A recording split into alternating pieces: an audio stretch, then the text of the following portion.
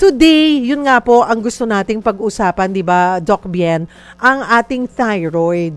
Itong thyroid, ano ba? Sige nga, kasi marami pa rin na nalilito, di ba? Saan man nakalagay ang thyroid natin? Saan sa leeg?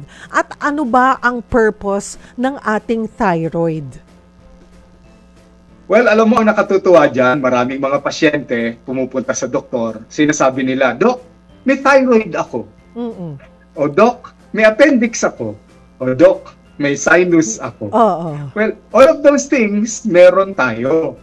Ngayon, itong thyroid na ito, kaya medyo nalilito ang mga Pilipino, wala kasing Tagalog eh. Na word ito, Miss Cheryl eh.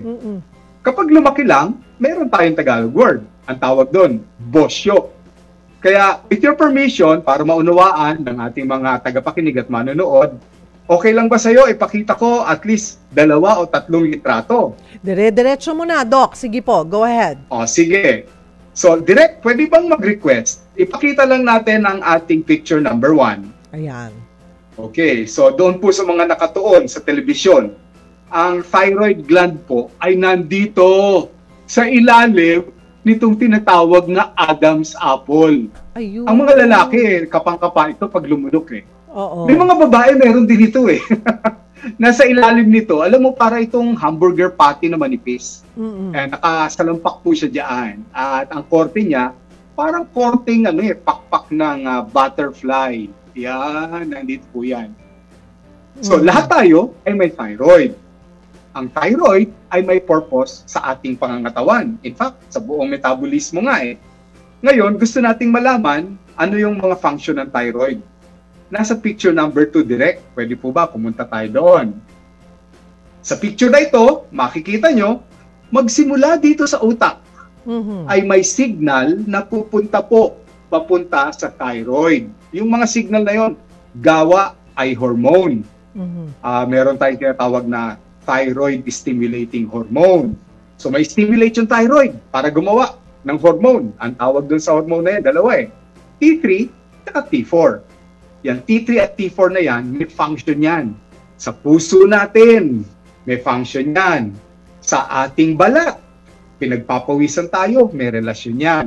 Sa pagtulog nga natin eh, pati sa ating pagkain, pagkapayat, pagtaba, and many other metabolic functions. So, itong thyroid na ito, marami pong epekto ang ginagawa o tinutulong sa ating katawan. Pero yung T3, T4 na nabanggit ko kanina, Miss Cheryl, opo, minsan, napapasobra ito. Ang taas-taas ng ginagawa niya. Sobra-sobra. Ang tawag na doon, hyperthyroid. Sa picture number 3, makikita niyo yon.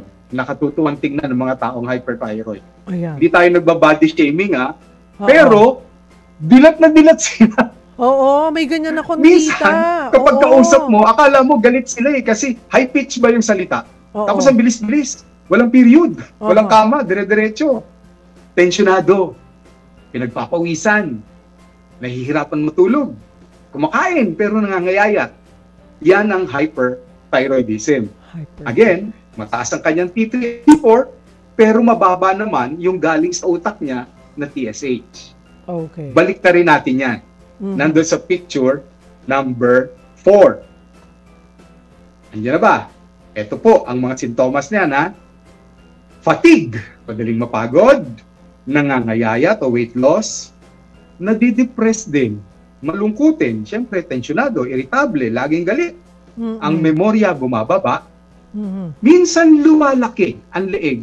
Pero may mga sinasabi nga na nasa loob, hindi lumalaki, pero hyperthyroid. Ayan. Yung mga kamay po nila minsan nanginginig eh. Pag humahawak ng ballpen, nahihirapan magsulat. Isa nalalaglag yung hawak na baso o na kutsara. Tapos naapektuhan pati yung kanilang pagbubuntis. Kaya nga po, hindi ba? Kapag ang babae ay nagbuntis, tapos hyperthyroid, medyo mahirap para sa kanya. Tumataas ang blood pressure niya, pero pati na rin doon sa bata. May kabaliktaran ang hyperthyroid. Yung kanina binanggit ko, sobrang taas ng T3 at T4. Pwede rin bumaba ito, Miss Cheryl. Bagsak naman ang T3, T4. Ang tawag doon, hypothyroid. Yung mga binanggit ko kanina, Miss Cheryl, baliktarin lang natin. Yung nangangayayat, tumataba. Yung hyperactive, tamad na tamad. Ayan. At yun naman pong kanilang katawan, parang nanlalamig. Medyo kinawin sila. Halos hindi pinagpapawisan. Tinatamad silang bumangon sa umaga. Yung iba, nagmamanas pa. Pag kinunan sila ng blood pressure, mababa, imbis sa mataas. So these are condition na abnormal ang kanilang thyroid hormone. Doc Bien, baka may mga naiwan pa po tayong mga kailangan pong ipaalala sa ating mga kapatid. Pwedeng binabantayan muna nila, ginagamot, at kung talagang hindi na makontrol ang paglaki nito, ay inooperahan. So yung mga nanonood sa atin, gusto rin nilang malaman, bukod doon sa gamutan, ano yung pwede nilang mga kinakain o ginagawa para at least matulungan yung doktor nila. So, meron tayong picture number 7, Miss Cheryl. Gusto ko lang ipakita itong tungkol sa mga pagkaing maganda pala sa mga taong may hyperthyroidism. Ayan, no? Kung may hyperthyroidism tayo, akala nila pakain tayo ng pakain ng mga lamang dagat. Baliktad pala. Dapat ito ay low iodine diet. Ang pwede nilang kakainin yung mga cruciferous vegetables, yung bang galing sa Baguio, gaya ng cauliflower, broccoli, dahil nakakatulong daw ito sa hyperthyroidism. Nagbibilad sila sa araw, dapat mataas ang calcium, ang selenium na mga kinakain nila. At siyempre, maganda daw sa kanila na kapag lumuluwa na yung mata nila, meron silang pampatak sa mata nila para hindi naman ito ay matuyo.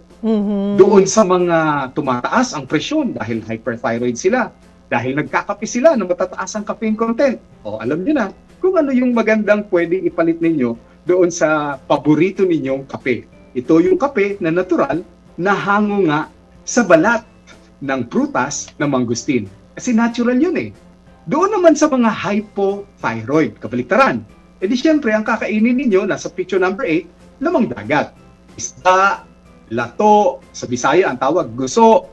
Meron ding ibang gulay pa, like spinach, lettuce, kale, mga nuts. Maganda po yan sa inyo. Kung sakali na talagang hindi na maiwasan, may mga bukol-bukol na po tayo, dapat nagpapatingin talaga tayo sa doktor at nandun sa picture number 9. Huwag kayong natatakot. Hindi naman porke nagpa-check up kayo sa doktor, operasyon kagad.